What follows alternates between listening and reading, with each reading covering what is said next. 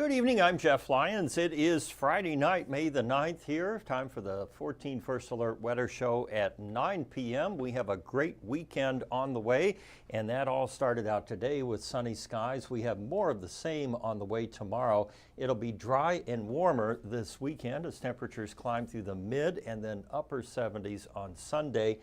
But we have some storms on the horizon too, and those will start working back into the tri-state early next week. Now, we have no concern for severe weather or storms or even rain for tonight or tomorrow.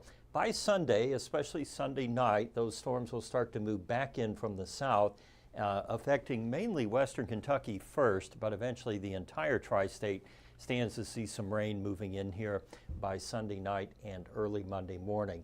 Here's a look very quick, and then we'll break it down hour by hour. But the gist here is that these storms will likely materialize down to our south along the Tennessee-Kentucky border and actually farther south on Sunday evening. So most of the day Sunday will be sunny. We will have increasing clouds over western Kentucky, and then you see those storms rolling up here and into the region by early Monday morning. So a wet start to the work week next week, and possibly a stormy one too. We could have some severe weather in there as well. Temperatures are very pleasant again today. Most of the mild conditions we have over the tri-state are part of a big dome of high pressure that's keeping temps in the 60s right now. We will cool again down into the upper 40s or low 50s overnight before bouncing back into the mid-70s tomorrow afternoon. Already we have some spots at 58 now, Fairfield, 58 in Greenville, 60 in Newburgh now, and 56 up in Washington there in Daviess County. The almanac machine is broken today. I guesstimate our high was 73 and the low I believe was 52 this morning. The temperature recording at the airport, the ASOS or automatic observing site there is down. So hopefully we'll be able to fill in the missing blank soon, but it was a nice day. And again, I estimate a high of about 72. We picked up an inch and 35/100ths yesterday, so that puts us on track to have a wetter than normal month again, and of course the year much wetter than normal. Tomorrow temperatures should bound back into the mid-70s very easily during the day with plenty of sunshine to go around. We have high pressure essentially camped out here in the Great Lakes, and that's forcing all the rain and stormy activity to follow the periphery of that dome of high pressure. Here's a little better way to look at it with the isobars in there.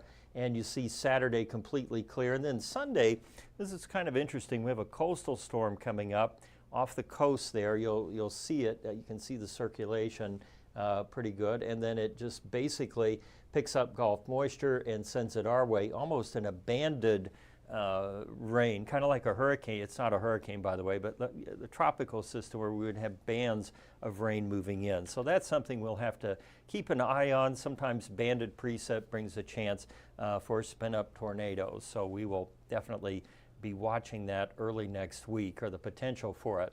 Temperatures are going to stay at or above normal. The typical high is 75, Sunday up to 79. Next week, our first taste of some real summer heat. We could see upper 80s, close to 90 by Thursday and Friday. The best chances for rain appear to be Monday and Tuesday as that coastal system kind of works its way through. And then a little lull there, but by late Wednesday, Thursday, more storms, and then Friday, a chance for some thunderstorms too. Severe weather, a possibility next week. Obviously, this time of the year, the heat and the setup would favor a few severe, probably at bare minimum. So that's what we're watching going into next week. The European model also gets us wet there early Monday and keeps the rain coming through Tuesday. Wednesday, kind of a break between the storms, and then Thursday, Friday, potentially more scattered rain out there. And the European model also painting about a half an inch to inch of rain. This would be total now over the entire week. We kind of smooth it out just to give you a general idea. The pressure will reach its lowest point Tuesday as that system from the south spins through.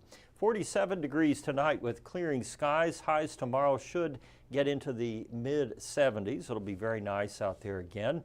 And then next week we have more active weather with a daily chance of rain Monday, Tuesday, Wednesday, and maybe even into late Thursday and Friday. Much above normal for temperatures through the 19th of the month, and wetter than normal too, particularly from about the tri-state down into Oklahoma. And the Arklatex, I think I showed this one last night, but it was a good one. We'll show it again here. I don't know if I should have turned the picture the other way, but this is Emmy apparently standing on her head for pet pics, which I guess we've all done that for our pets, right? Stood on our heads or various ways to appease them. So let's check your questions here this evening. We've got Jeanette Rice in there. Murph Fisher says, sup? Well, I'm here. I'm upright, so all's well so far. Jeff Miller getting ready to go watch the space station. Glad you mentioned that. I'm going to give the times here again in just a second. Post suggesting we will get severe weather next week between the 15th and 22nd. Some of the models are showing the potential for severe weather, but it's a huge area, basically the eastern half of the United States. So, you know, and like I said there off the top, this time of the year, those conditions, yeah, you're going to get some the possibility for severe weather almost every time. All right, let me go back over here and we will continue our science corner, which I think the first thing, or maybe it's the second thing in there. Oh yeah, I wanted to show you this first. Arden Gregory went in and pulled the time lapse for us of those cold air funnels yesterday. Really interesting, right around 3:50 to 4 o'clock. And you see that one. We posted this on our Facebook pages so you can analyze it if you want. But there were actually several funnels along that cloud base yesterday. And the one that we just happened to capture during the 4 o'clock news was on there. A quick note about the sky color. Blue, right? It's usually blue. When we can see the sky, we're not clouded over. When the light comes in from the sun, of course, we have all colors of the spectrum available.